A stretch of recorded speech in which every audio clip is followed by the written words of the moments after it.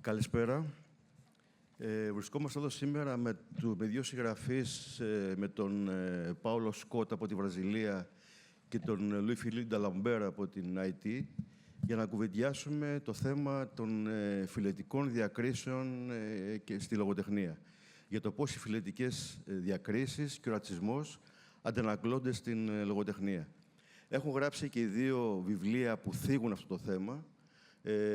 Άρα θα κουβεντιάσουμε για το κάθε βιβλίο χωριστά στην αρχή ως μια εισαγωγή στη συζήτηση και μετά θα μπούμε όσο μπορούμε πιο βαθιά, δυστυχώς το λίγο χρόνο που έχει απομείνει μέχρι τις 9. Θα ήθελα να ξεκινήσω από τον Λουί-Φιλίπ Νταλαμπέρ. Ο Λουί-Φιλίπ Νταλαμπέρ είναι από την Αϊτή, ζει στο Παρίσι. Στα ελληνικά έχει κυκλοφορήσει ένα βιβλίο του, το Μιλγουόκι μπλουζ, σε μετάφραση Ειρήνης Παπακυριακού από τις εκδόσεις Καστανιώτη. Το βιβλίο αυτό είναι η εξής ιστορία. Είμαστε στις ΗΠΑ, είναι ένα μαγαζάκι. Ο υπάλληλος είναι μετανάστης, είναι πακιστανικής καταγωγής και συνειδητοποιεί ότι ένας πελάτης που μπαίνει να αγοράσει κάτι του δίνει ένα χαρτονόμισμα που μάλλον είναι πλαστό. Αντιλαμβάνεται ότι αν δεν κάνει τίποτα, ακριβώς επειδή είναι μετανάστης, κινδυνεύει να βρεθεί αυτός υπόλογος για αυτό το θέμα. Αποφασίζει λοιπόν να κάνει την μοιραία κίνηση, να πάρει το καταραμένο νούμερο, όπως λέει ο Νταλαμπέρ στο βιβλίο του, να πάρει την αστυνομία. Παίρνει την αστυνομία, τους λέει το γεγονός ότι μάλλον μου δώσει ένα πλαστό χαρτονόμισμα. Οι αστυνομικοί αδιαφορούν, αυτός αγχώνεται και επιμένει, οι αστυνομικοί αδιαφορούν μέχρι που ακούνε τη μαγική λέξη, ότι αυτός ο πελάτης ήταν μαύρος.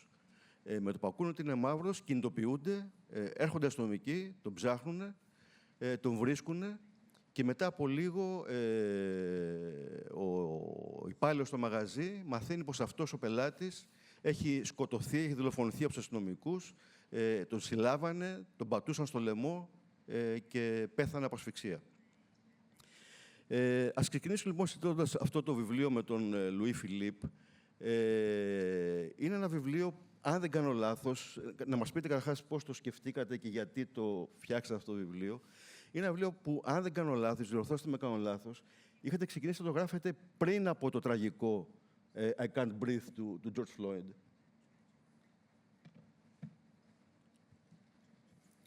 Yes. I would like to say, first of all, I wrote a lot of books, I have something like 12 novels and 3 books of short stories and poetry and I don't to speak about racism like this in my books. I have, between my 12 novels, for example, I have only 2 talking about racism. And that means it's not a particular thematic for me as a writer.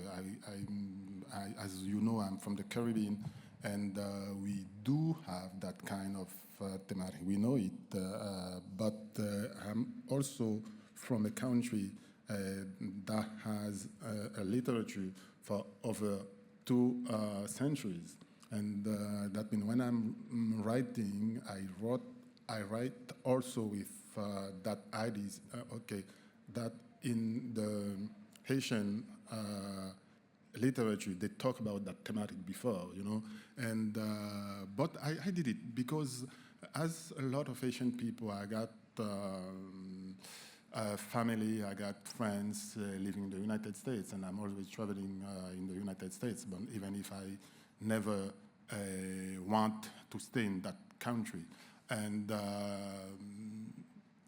I knew before that sooner or later I would write something about the United States. But I didn't know at the beginning if I had to do it from other thematics. For example, I don't know, religions.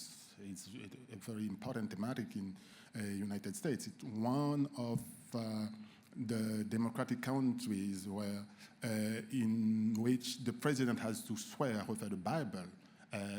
You don't have it in so many countries. And I ask myself if I'm going to do it about sport, about music, for example. And finally, in 2014 exactly, there were a black guy murdered by 4 white policemen. his name was Eric Garner, and he was the first one to say, "I can breathe," you know. And Eric Garner died, and they didn't talk a lot about it, even if it was in the social networks and things like this. But I began to write the novel from that. It was very dramatic, you know, seeing that man killed by 4 policemen, and no one says anything. And I began to write the novel, and then I stopped. I don't know why, because I had another novel to finish, and I finished that other novel. And when the tragic event of George Floyd, I said, okay, maybe it's the moment to finish that book. And because the death of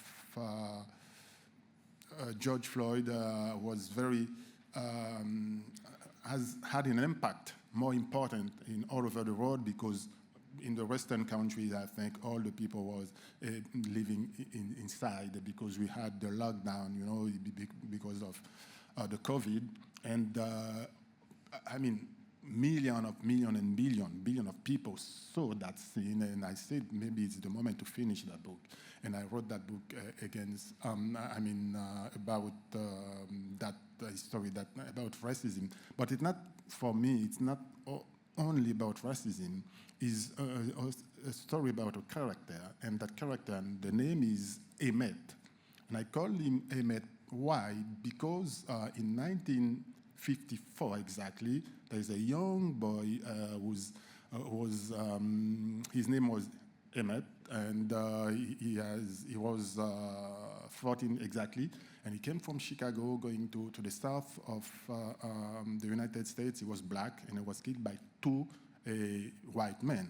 And there is a lot of songs, for example, from Bob Dylan or from some other. Even there is a very young singer from the United States. Her name is Melody Gardot. 7 or 8 years ago, she wrote a song about the story of Emmett. You know, that means that point of racism is something very permanent in the United States. Unfortunately, one of the doors in which we can enter the United States, you know, and the reason why I wrote this novel. Ναι, είναι η γνωστή ιστορία του Emmett Till, στην οποία αναφέρεται και το προηγούμενο βιβλίο του Percival Everett που μεταφράστηκε στα ελληνικά. Αυτό μου έκανε πολύ εντύπωση στο βιβλίο σας, το οποίο εγώ νομίζω πως είναι εξαιρετικό. Να πω ότι το βιβλίο του Louis-Φιλίπ Νταλαμπέρ ήταν υποψήφιο και για τον Goncourt του 2021. Αυτό που έκανε εντύπωση ήταν η δομή του. Είναι ένα πολυφωνικό μυθιστόρημα, το οποίο χτίζεται δίνοντας φωνή σε πάρα πολλά πρόσωπα, σε πάρα πολλούς χαρακτήρες. Από τον υπάλληλο του μαγαζιού που καλεί την αστυνομία, μέχρι τους παιδικούς φίλους του πρωταγωνιστή, του θύματος, τη δασκάλα του, ακόμα και στον αστυνομικό ο οποίος τον σκοτώνει και ο οποίος πραγματικά δεν αντιλαμβάνεται γιατί γίνει τόσο πολύ φασαρία για ένα μαύρο. Θέλει να μας πείτε γιατί διαλέξετε αυτή την πολυφωνική δομή για το μυθιστόρημα?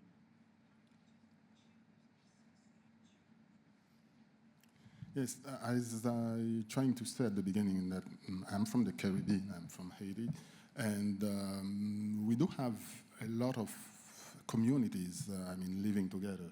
You know, we do have, as you know, white people, black people. You have people in some other countries from India or from China. Not talking about the native, for example.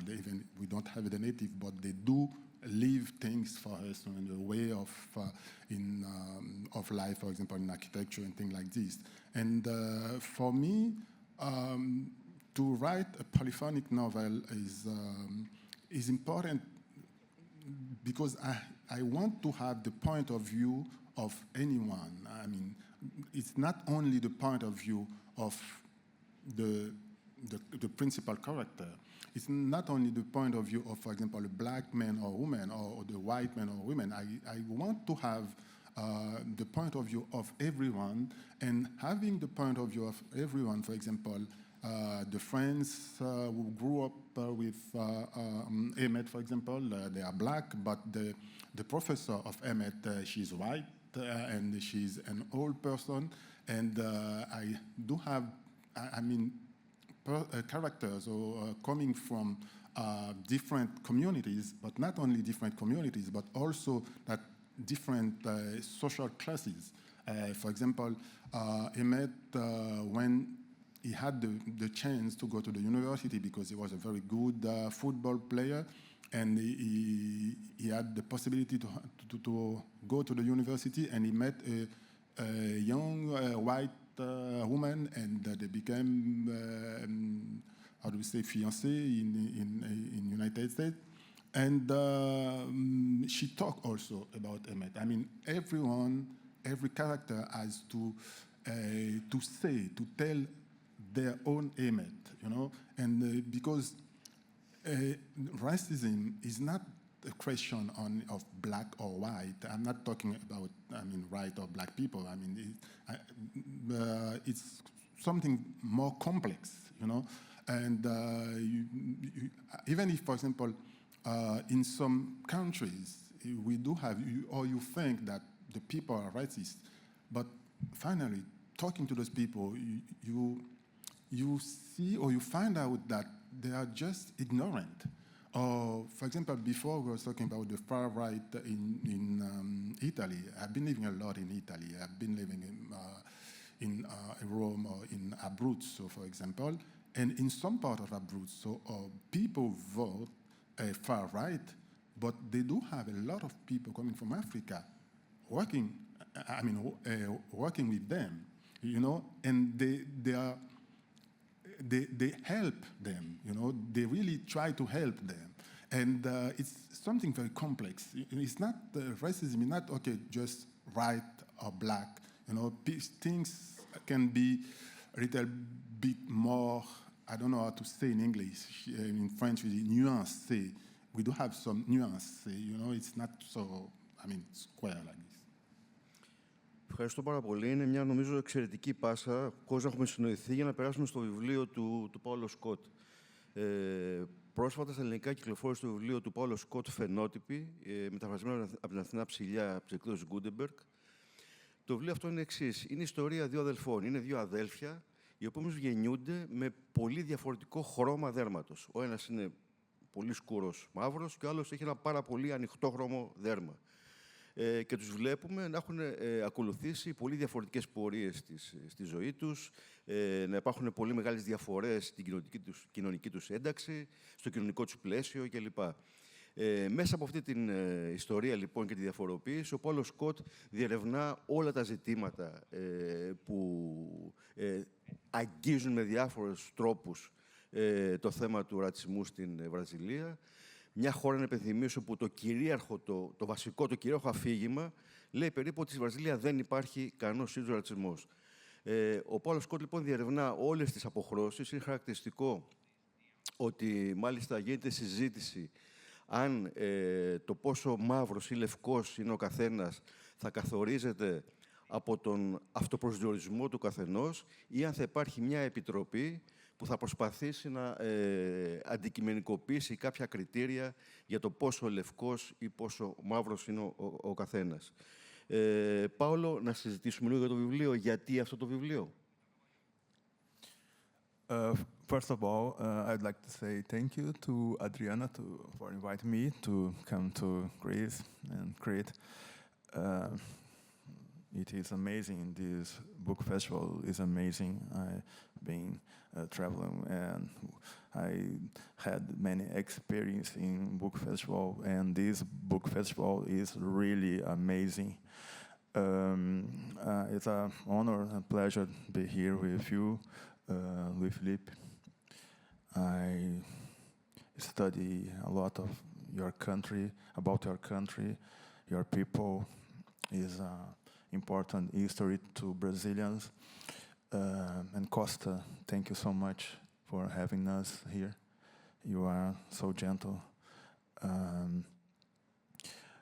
I believe that literature can build truth that no academic paper or historic book or philosophers can reach.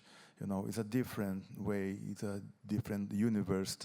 The literature can show us things that other dimensions in language can't. I was a lawyer, I studied law, and I taught law, and I can say to you that the language of law in America, from Canada to the south of Argentina, is the language of the deaf.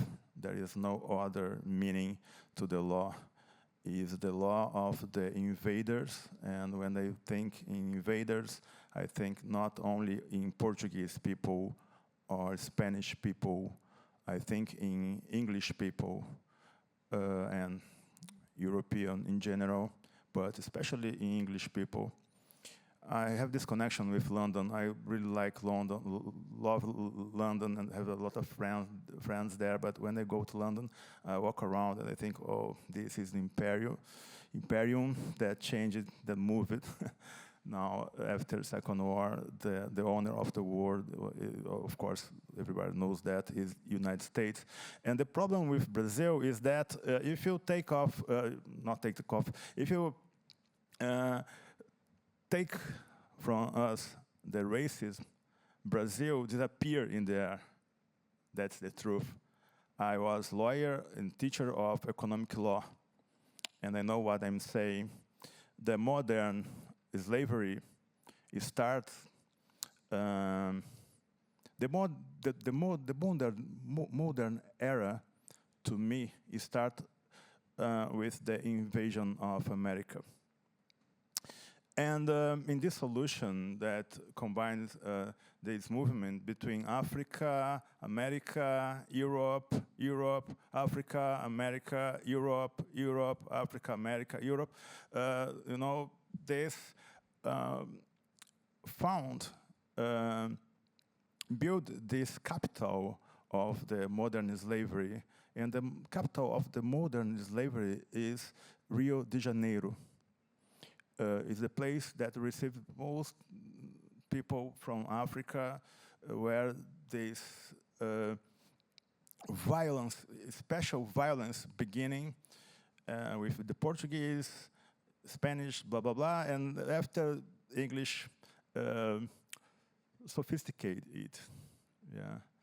And you can't understand Brazil and the violence in Brazil when, in this moment, the police are killing young black people, young boys, black boys, like some wars, in a number that some wars can reach. And this is normal to us. And the fantastic thing in Rio is that they can live with this extremely violence and with happiness, and everything is okay, and we are just doing, keeping moving our lives ahead. And this story is about a family in South Brazil that is very racist, because we have the immigration from south of Italy, German, Russia, other France, that made the south of Brazil more white people place than black people place. Okay, so it's a black family that has this status of middle upper class, and they are mixed race, because we in Brazil all mixed race. I like to say something that Thomas Mann said. Thomas Mann, that is an important German writer. His grandmother was black and indigenous, and Thomas Mann used to say, "I'm Brazilian, I'm not white." I'm Brazilian and proud, and because if you are in Brazil, there is this very complex machine. And I wrote this story that is about affection and love, actually. It's not about racism. But because I believe not in creative writing, but in creative reading, I think it's okay when people say, you wrote a political book, about racism in Brazil. I think it's a book that tells the story. How can you survive? How can you find love? How can you find identity in this extremely pressure?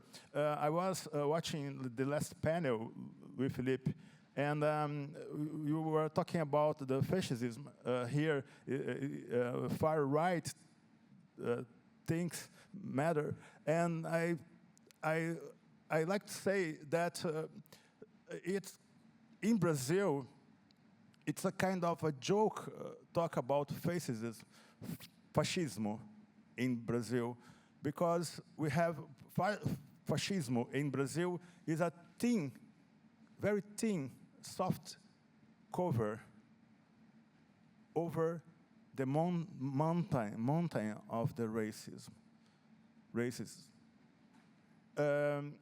The violence in America that is normal to us support this difference between the very, very, very rich people and the rest. There was a label in economic debates in 1990 that this label was Brazilianation.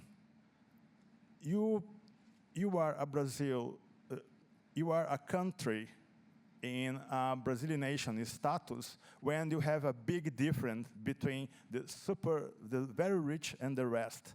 And I think Europe is becoming, in this moment, is in this Brazilianation.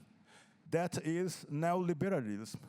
And I think this violence of the racism supports the banks, for example, just to finish my point of view, to show to you the scenario where the story happens. If you go to Brazil, and if you don't know nothing about the banks in Brazil, and when you go open an account in bank, you will discover that the banks treat the people like slaves. And you will ask me, come on, Paulo, how can it be possible? Okay, it just shows how is the mind, is the ethic of the violence that is our normality. And this is not possible because Brazil is a very, very rich place, very, very rich country. The stability of the Brazilian monetary system is only possible if you are a very, very, very rich place. There is no other way to stabilize, inflation and this kind of things. And our public money goes to the rich from other countries, the rich in Brazil, and that's okay. I think that you can talk about the family love or hope or this kind of thing if you don't consider this scenario. And phenotypes make this noise outside in America and England and other countries, because I think that shows that this fake Brazilian racial democracy is a lie that was built to support banks. The fascism is on today because the banks, BlackRock and friends, want it. And they need chaos, they need hate, they need war, they need crazy leaders.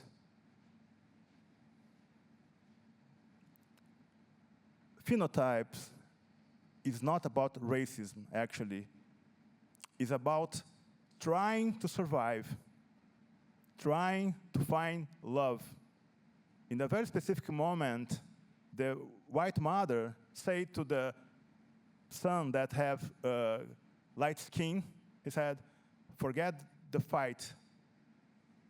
Inside our home, we need love, because your father that really has black skin and your brother that is darker than your father, they have to survive outside our home. So stop your militant speech, 24-hour militant speech, relax, okay? Because you don't suffer what your brother suffer. I think phenotypes, agreeing with you, is about matters that import, really import, that is about love, hope, things that only literature can reach.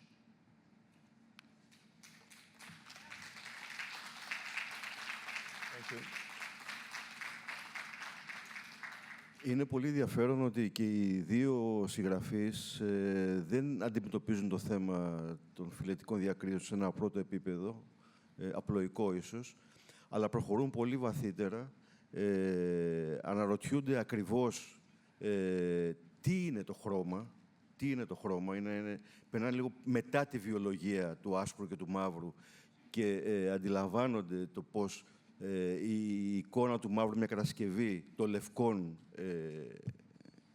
της λευκοκρατίας, όπως λέει. Μιλάνε για τις κοινωνικές συνθήκες, μιλάνε για το κοινωνικό πλαίσιο, τον αποκλεισμό, τη φτώχεια, τον αποκλεισμό από την παιδεία. Μιλάνε όμως πολύ και για τη γλώσσα.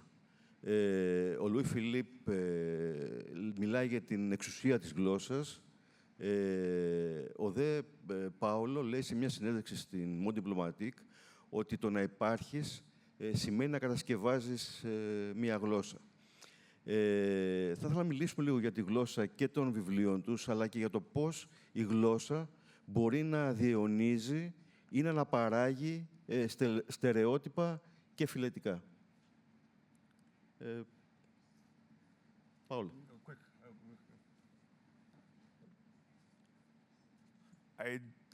I'd like to thank you to the translator. Yeah, we couldn't be here without you. Thank you so much. Yeah. Language. We are affected by this John Wayne Hollywood language.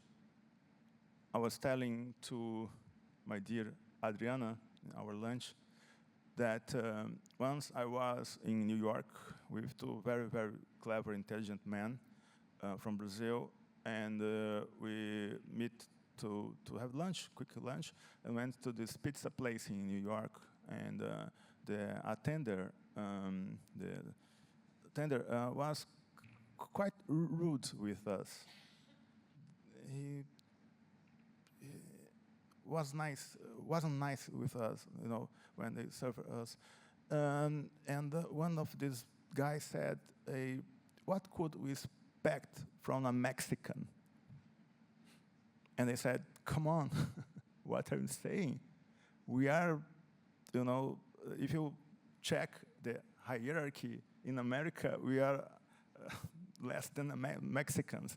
We are Brazilian. Come on.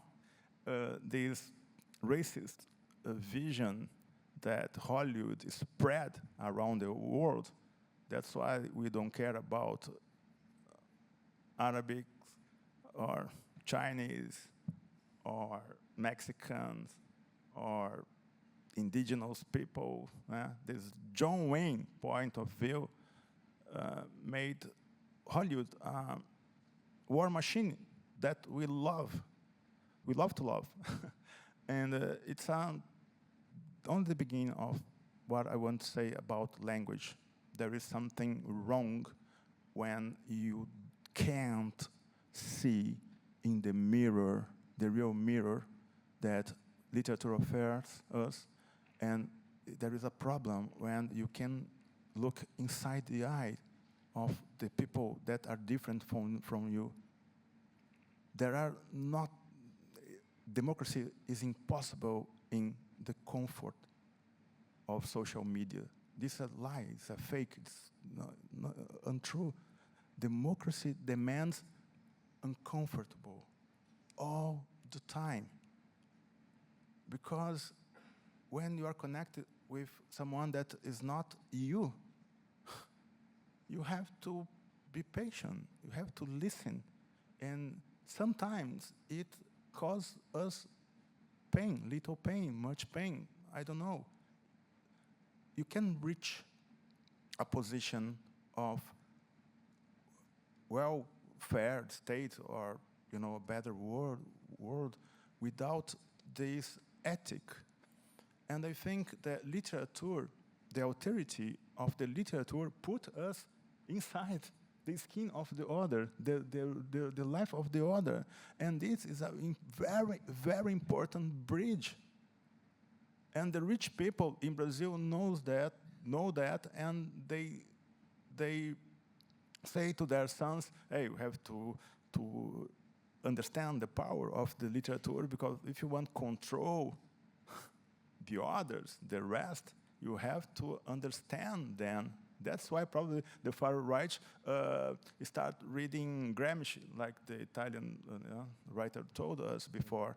And it's a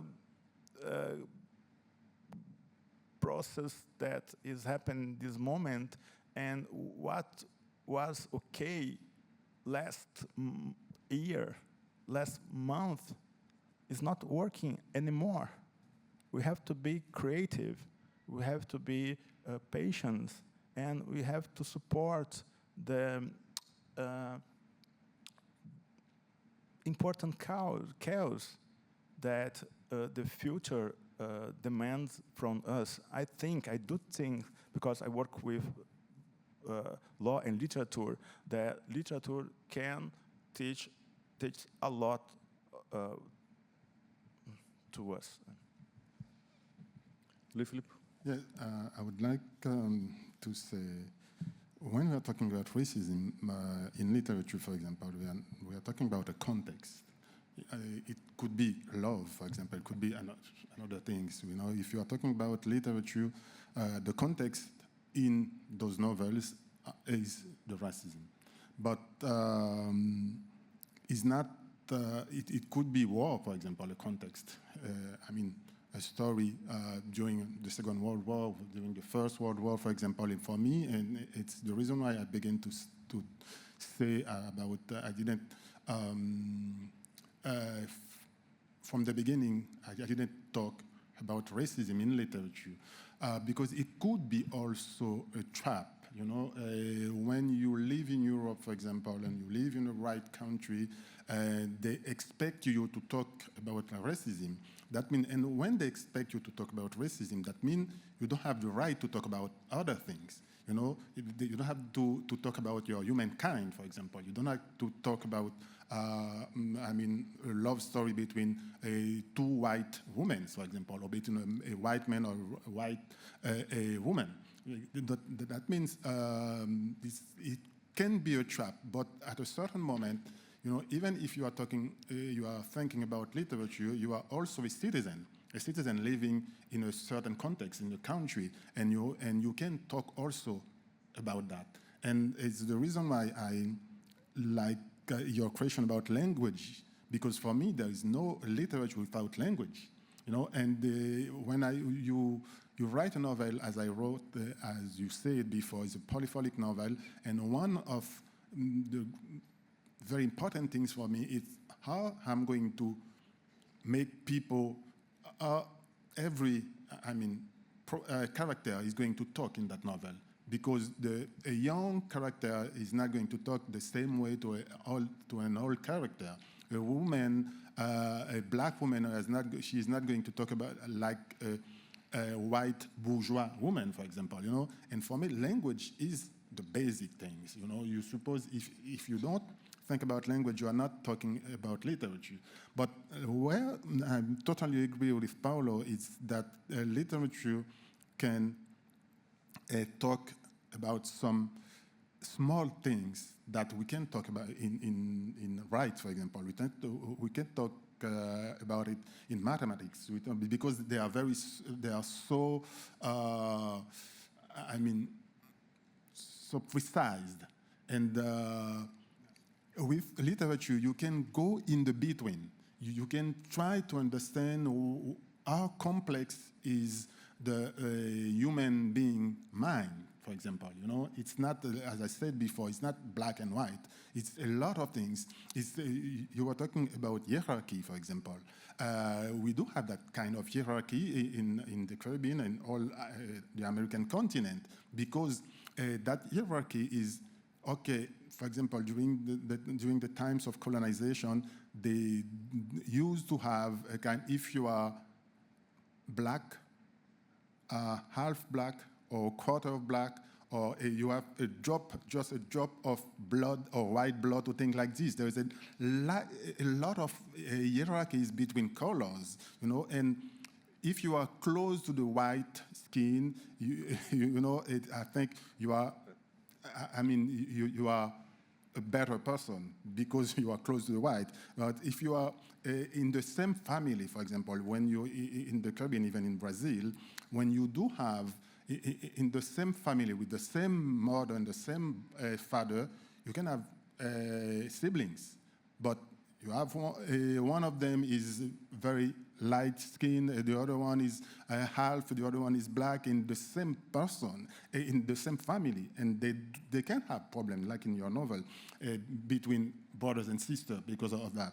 And that kind of hierarchy it's destroyed. Not only the family, also the mentality we do have in those countries. But I would do anyway a difference between the reject of the other and racism. For example, a Brazilian talking about a Mexican is the reject of the other. It's not racism like we used to think about it. Because racism is something it's not only the reject of the others, it's a kind of thought, and it's very theoretical. They terrorize about racism. They terrorize about, the pseudo-scientific. They say that, okay, because if your head is, they just measure your head or your chest or a lot of things, you are closer than the baboon, for example, than a human being. You know, racism is very different for me, because you can be ignorant. You can think that, okay, because she's a woman, okay, no, she's a woman, it's normal. But it's not racism, it's misogyny. But I would do that kind of difference between racism and the reject of the other. Μια τελευταία ερώτηση για μια πολύ σύντομη απάντηση, γιατί δυστυχώς ο χρόνος μας έχει τελειώσει. Δυστυχώς έχει γίνει κλισέ να λέμε ότι ζούμε σε μια εποχή που συμβαίνουν πράγματα απίστευτα. Ζούμε λοιπόν σε μια εποχή που έχει γίνει κλισέ να λέμε ότι ζούμε πράγματα απίστευτα. Έχουμε επιστροφή πια σε χώρες, μεταξύ των οποίων και οι Ηνωμένες Πολιτείες, ενός θεσμικού ρατσισμού, θεσμικού. Από τις βιβλιοθήκες αφαιρούνται τα βιβλία της Τόνι Μόρισον κλπ. Ο καθένας και κάθε μια από εμάς, και οι συγγραφείς βεβαίως, έχουν μια ευθύνη ως πολίτες να αντισταθούν σε αυτό. Η λογοτεχνία και οι λογοτέχνες θεωρείται πως έχουν κάποιο ρόλο παραπάνω σε αυτό που συμβαίνει αυτές τις μέρες.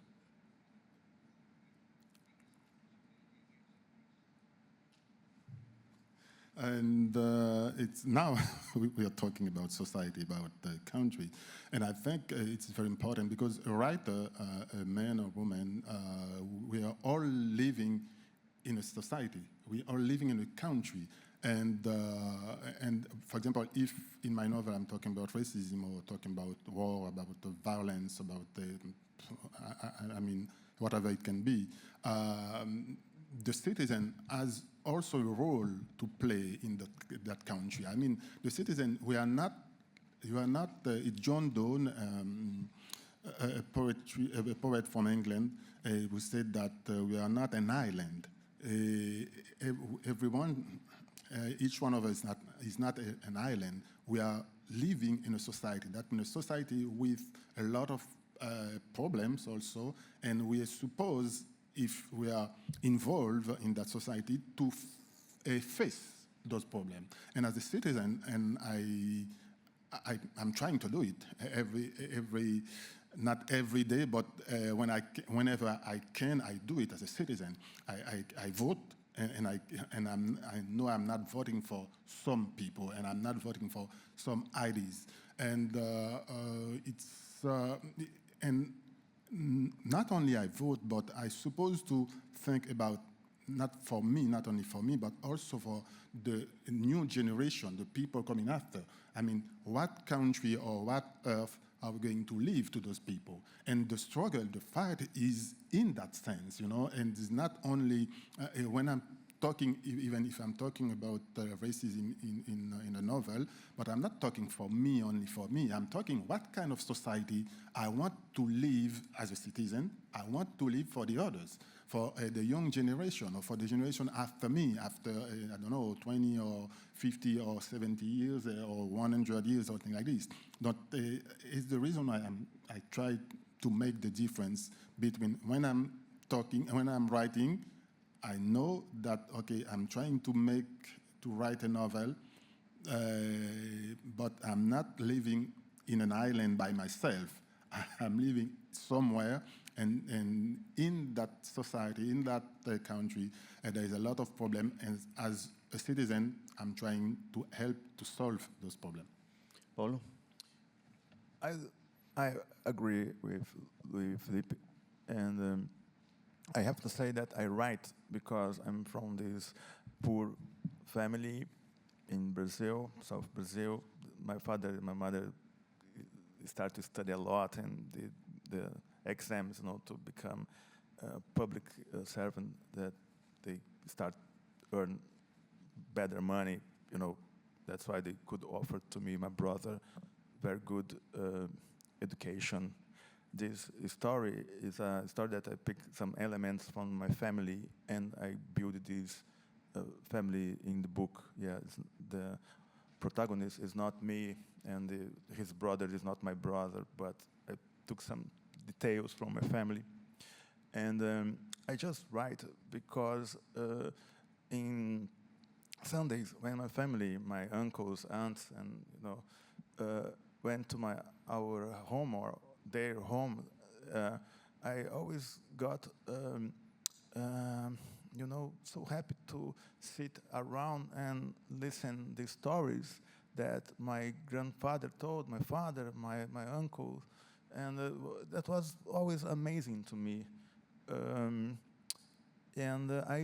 I just want to tell good stories to connect with them. Like 70% of my family is black phenotype. And I can say I'm white. This caramel is not white. But I think that the new generation brings to us a new volume of language, new lens, and we do have to pay attention in this new volume of point of views, language, information, new words, new things, new. I think language builds things. You can't talk about Athens or Crete without the literature, the language that literature created. Dante in Italy, Machado de Assis, that is the biggest, For many years, our rich people tried to present him as a white man. And Machado de Assis had your color. Yeah, no, one thing I should add with respect to that, when you said language does literature, and language is very important because, for example, is the way they take possession of someone. When, for example, Christopher Columbus came to America, he first changed the name of the things. He changed the name of the country. He changed the name of the person. They became Indians.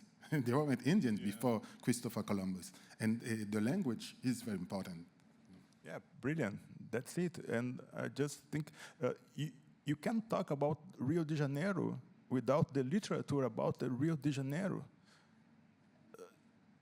And I just think that we are this kind of people that has enough, that find pleasure in try to understand this flow, this wave that we call language, and we try to connect and reproduce it, writing books and trying to make it bigger and yeah. Δυστυχώς δεν έχουμε άλλο χρόνο, θα μπορούσε η κουβέντα να συνεχίσει πολύ. Να ευχαριστήσουμε τον Πάουλο Σκοτ, τον Λουί-Φιλίπ Νταλαμπέρ. Ένα μεγάλο ευχαριστώ στους διερμηνείς που κάνουν εφικτές τις συζητήσεις αυτές και σε όλους και όλες εσάς. Καλή συνέχεια.